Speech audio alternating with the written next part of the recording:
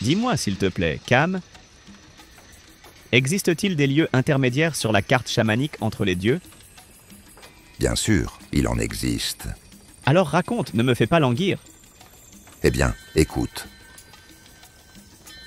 Entre Tengri et Ulgen se trouve le monde des anges.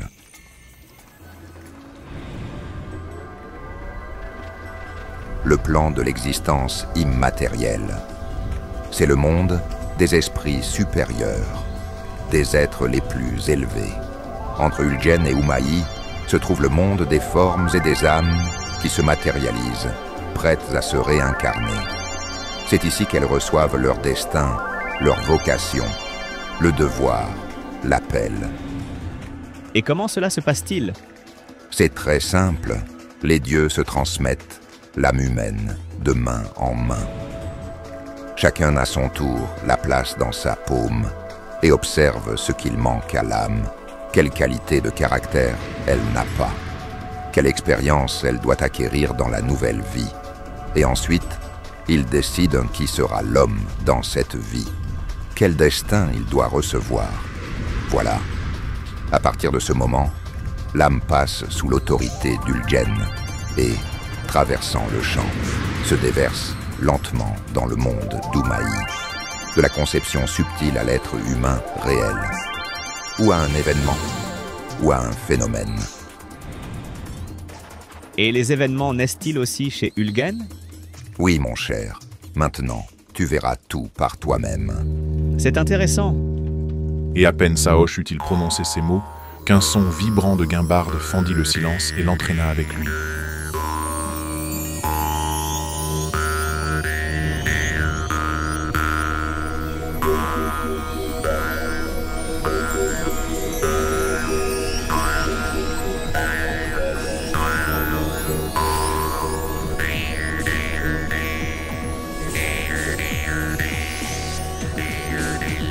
En un instant, Saosh se retrouva dans un endroit fascinant.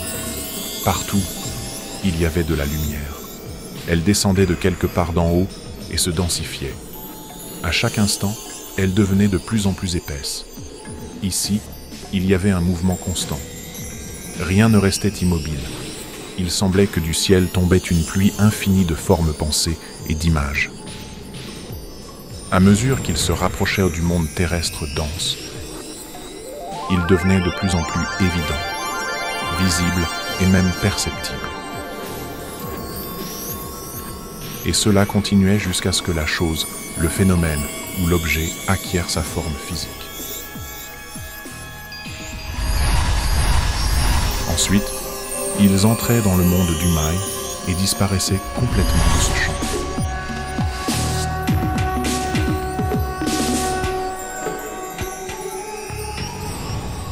Saosh choisit un objet et commença à l'observer attentivement. Son attention se concentra sur un enfant. Ou plutôt, ce n'était pas encore un enfant, mais une sorte de forme pensée abstraite et à moitié floue. L'enfant lui-même n'existait pas encore. Et cette forme pensée commença à descendre. Eh bien, c'est un futur être humain. Alors, c'est ici qu'il naît. Incroyable. La forme pensée devint encore plus nette. On pouvait déjà voir le joli visage lumineux du nourrisson, ses petites mains, ses jambes potelées. Pendant ce temps, dans l'esprit d'un jeune couple sur Terre, apparut l'idée d'avoir un enfant. C'est incroyable. Il est apparu avant qu'il n'y pense. C'est fantastique. Alors, les événements viennent vers nous depuis le futur et nous obligent à y penser. Ainsi, leur création force les scientifiques à les découvrir. Eureka! J'ai compris comment tout cela fonctionne.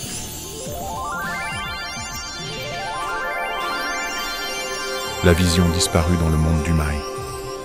Bonne chance, petit. Le jeune chaman lui fit un signe de la main en partant. Que ton chemin soit fructueux. À peine eut-il cette pensée que la sensation familière de chuter dans l'abîme le submergea à nouveau comme une vague puissante.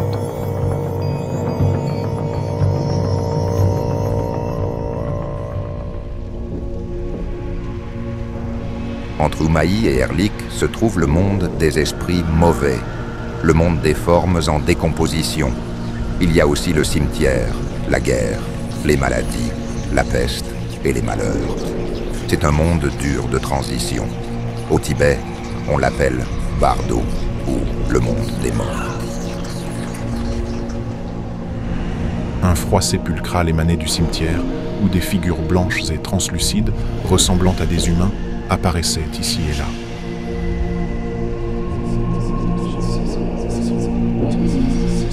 Des fantômes. Un éclair traversa l'esprit du jeune homme. Ces figures flottaient silencieusement au-dessus de leur tombe, attendant que le lien avec eux s'affaiblisse et se rompe.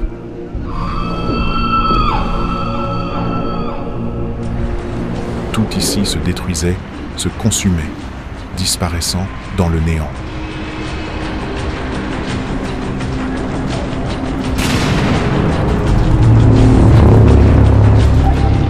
Partout, on entendait des explosions et des tirs.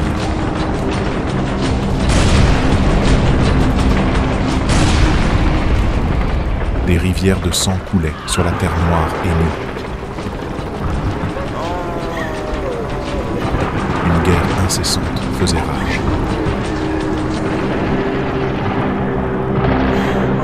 Partout flottaient les esprits des maladies, des souffrances et des malheurs.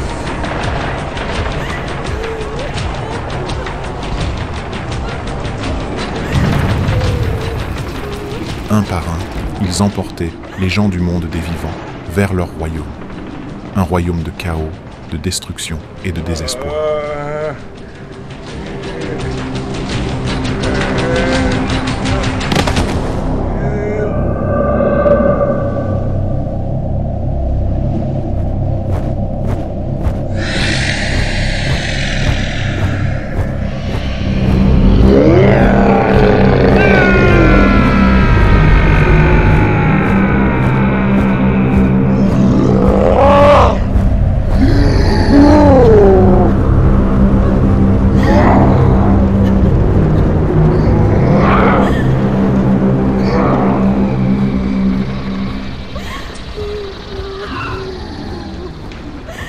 Mais dans ce mouvement terrifiant et chaotique, Saosh aperçut quelque chose d'étrange.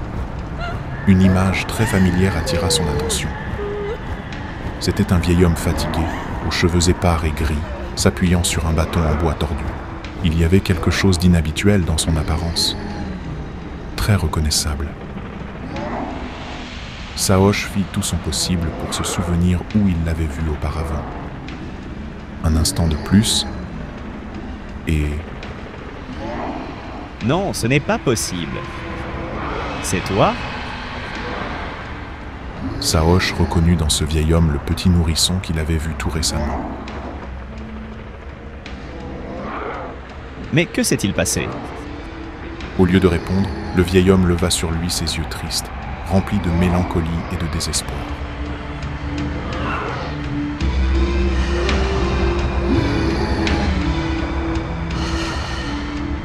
Et à ce regard, tout devint clair pour Saosh. Il soupira profondément, s'appuya sur son bâton et continua son chemin vers le monde de la tristesse et du désespoir.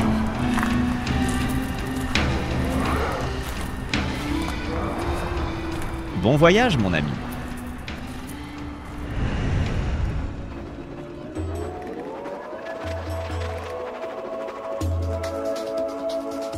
Le dernier monde, ce sont les champs, entre Erlik et Tengri, l'endroit de l'existence post-mortem dans le corps subtil. Ici, chaque être vivant devient libre. Il est libre de voler là où il le souhaite. Mais le plus souvent, tous vivent ici comme ils étaient habitués à vivre dans le monde physique.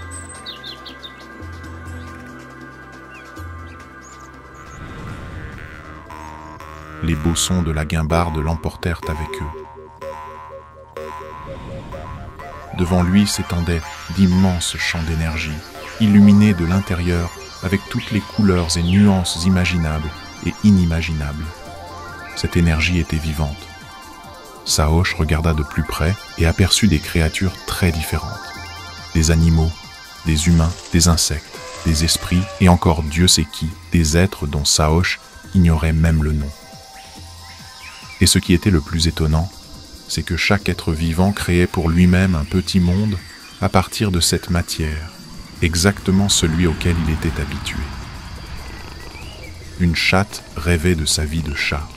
Elle continuait à chasser les souris et à fuir les chiens. Le chien rêvait de servir fidèlement son maître et de détester les chats. Les humains, eux, poursuivaient leurs vies ordinaires.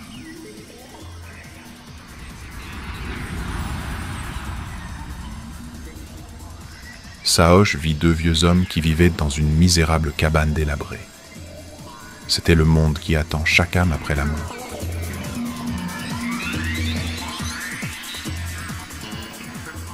Mais pourquoi vivent-ils de manière si étrange? Ils pourraient vivre dans des palais et pourtant ils se contentent de huttes.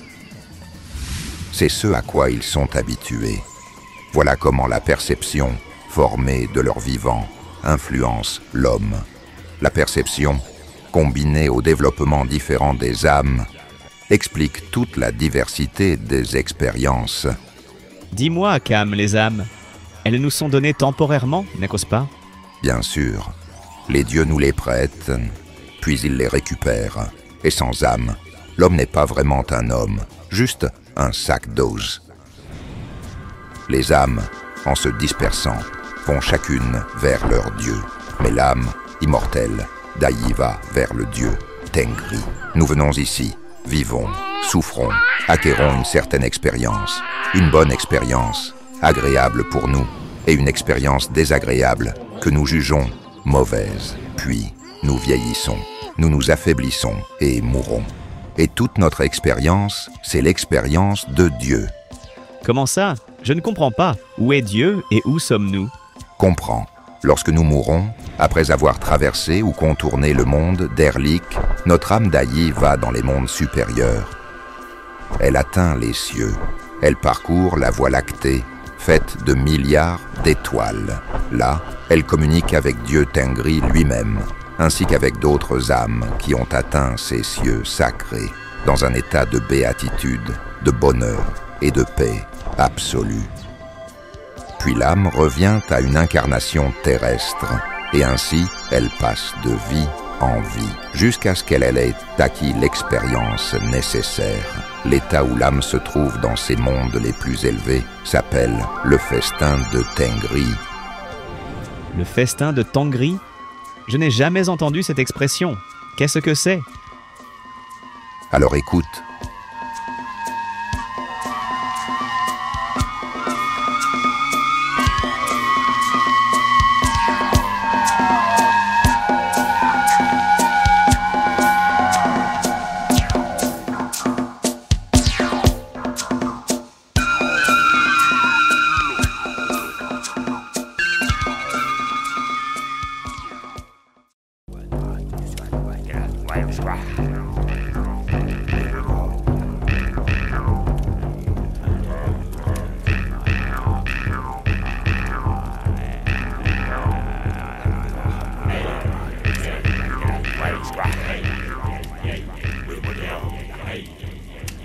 Pendant cette période extrême, où le destin de la planète entière est en jeu, il est très important que la connaissance des anges et des esprits de lumière se propage le plus rapidement possible à travers le monde et atteigne des milliers de personnes.